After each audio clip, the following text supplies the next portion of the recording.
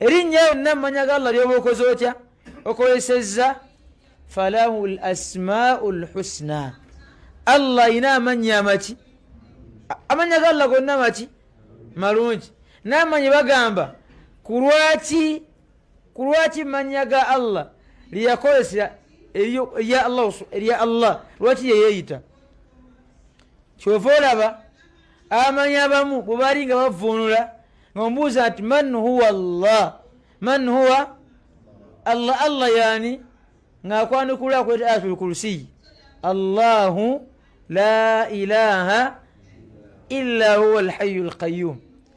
kati nabwe kityo basmala erinnya ya Allah subhanahu wa ta'ala kulu nnyo bwe tuba nga tumusaba ya Allah ya Rahman erinnya tulikola ki tulikozesa eng'eyo. kati essuula eyo aya eyo esookera ddala mu suratul al-Fatiha amanya batugamba bagamba nti aya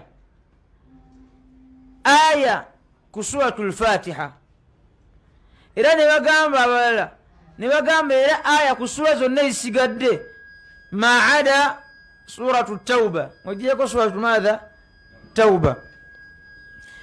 era nga essuula eyo aya eno era mu lwetya al-isra kyekisinga okubeera ekirungi al-israaru biha fi salati al-jahariya au al-jahru biha okubeera nga aya eno tugyogera mukama mu swala ez'olwatu oba okubeera nga tujawula tugireeta muki tugyolesa mu lwatu mu swala ezaki ez'olwatu.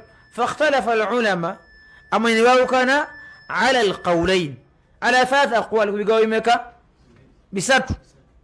ekigambo ekisookera ddala nga bagamba al-jahru biha okubeera nga tujatula mu swala ezaki ez'olwatu ogisome mu luki mu lwatu.